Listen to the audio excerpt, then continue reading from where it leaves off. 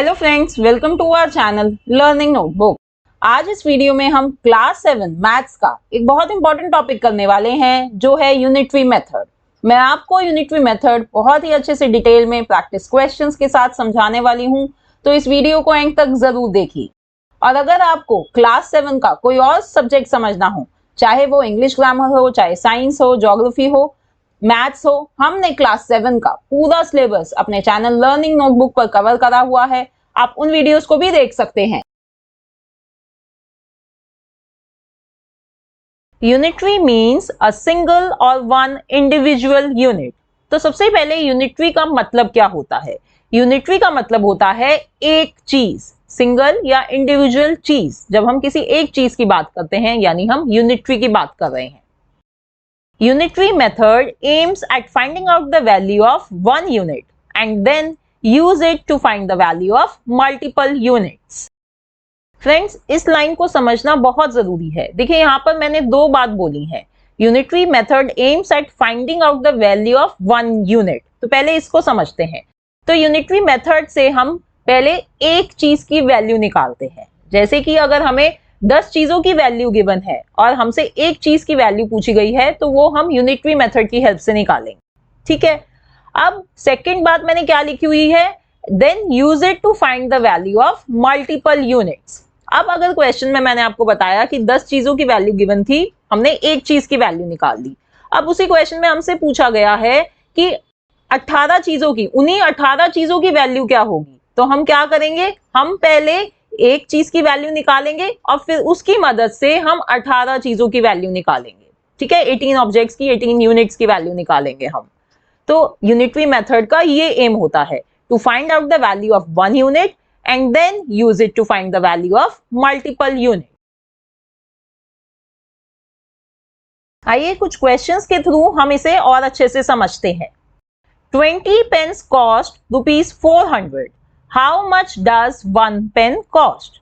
तो यहां पर बताया गया है कि 20 पेन्स, 20 पेन की कॉस्ट है 400 रुपीज और हमसे पूछा गया है कि एक पेन की कॉस्ट कितनी होगी। देखिए यहाँ पर एक पेन की कॉस्ट पूछ रहा है। अभी मैंने आपको बताया था कि यूनिटरी मतलब 1, तो इसका मतलब कि यहाँ पर यूनिटरी मेथड यूज होगा। तो सबसे पहले तो फ्रेंड्स आपको आइडेंटिफाई करना आना चाहिए कि ये क्वेश्चन यूनिटरी मेथड का है। हमसे यहाँ पर एक पेन की कॉस्ट पूछी गई है, यानी हमें यहाँ यूनिटरी मेथड यूज करना है। सो लेट्स सी कि इसको हम कैसे सॉल्व करेंगे। तो क्वेश्चन में हमें 20 पेन्स की कॉस्ट गिवन है। कितनी है वो? 400 रुपीज। तो इससे हम एक पेन की कॉस्ट निकालने के लिए क्या करेंगे? We will divide 400 by 20। तो जो टोटल कॉस्ट हमें गिवन है उसको हम ऊपर लिखेंगे और उसको डिवाइड करेंगे नंबर ऑफ पेन से। इससे हमें क्या मिलेगी? एक पेन की कॉस्ट मिलेगी और इसे हम कहते हैं unitary method. So let's solve this. 0 से 0 को हम कैंसिल कर देंगे, काट देंगे। Now 2 into 20 equals to 40. So we get the cost of 1 pen as ₹20. तो फ्रेंड्स ये है यूनिटरी मेथड जिससे हम क्वेश्चन बहुत ही आसानी से सॉल्व कर पाते हैं। Now let's see the next question. 20 pens cost ₹400. Find the cost of 30 pens.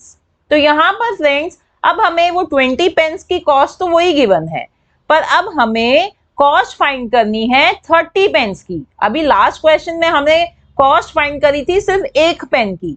अब उस एक पेन की कॉस्ट से हमें 30 पेन्स की कॉस्ट फाइंड करनी है।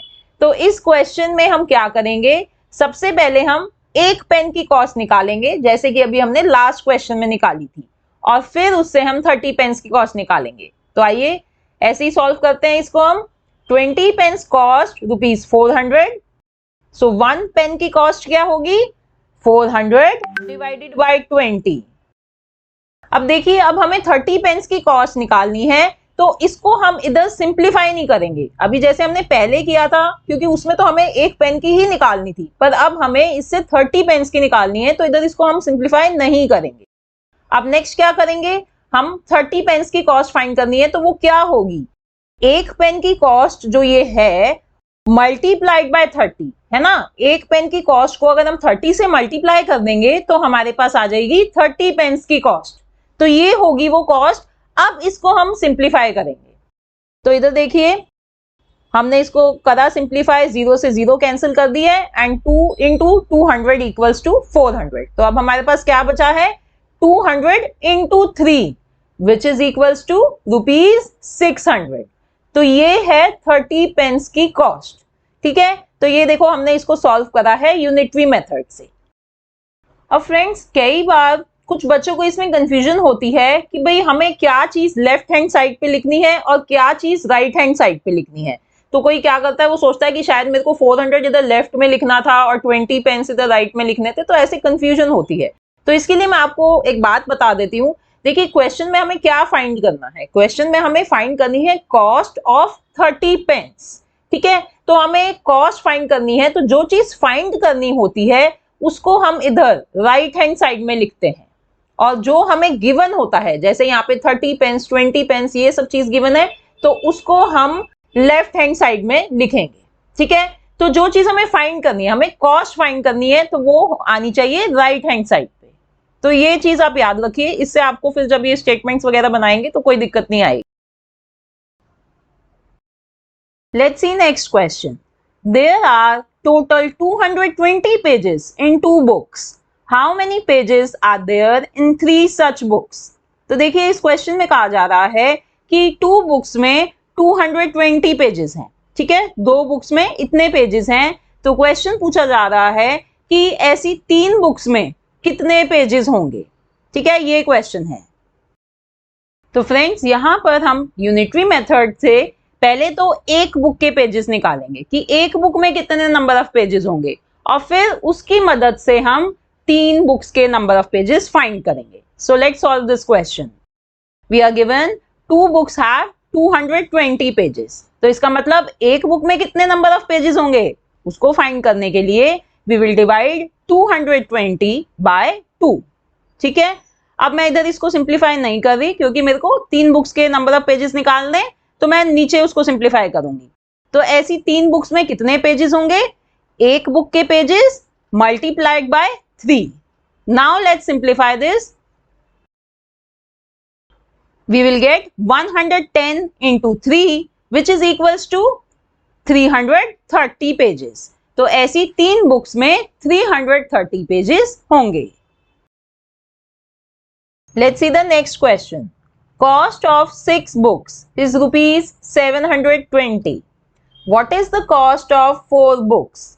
तो यहाँ पे हमें 6 बुक्स की कॉस्ट गिवन है and we have to find out cost of 4 books.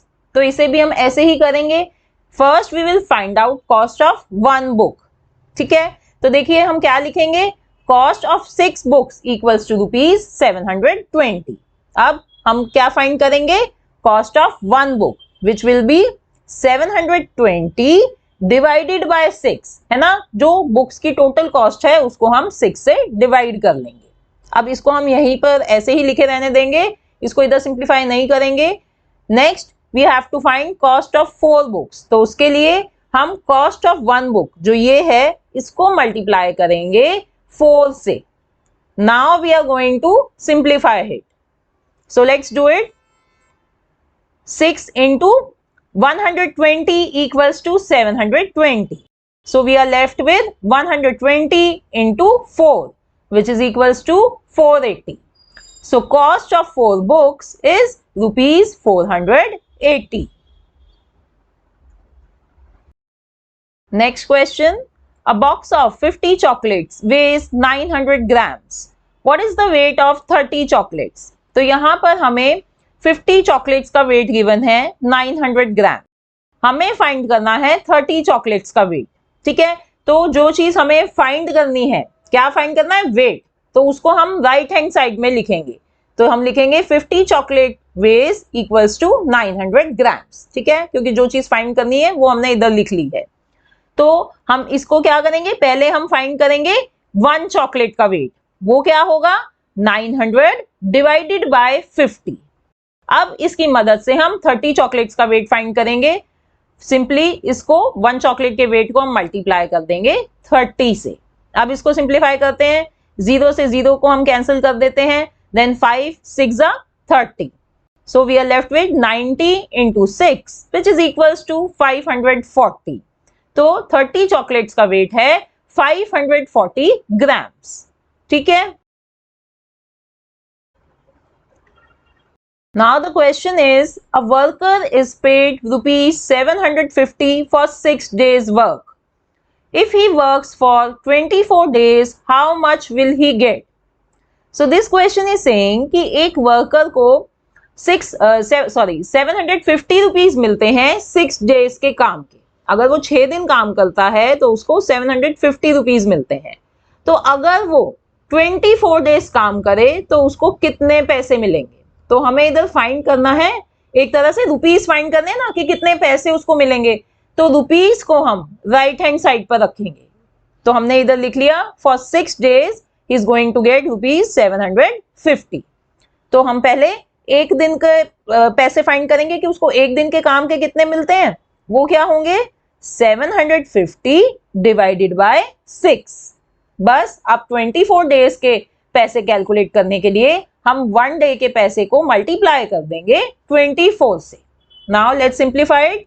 6 4s are 24, so 750 into 4 equals to 3000। तो 24 डेज के काम करने के वर्कर को मिलेंगे रुपीज 3000।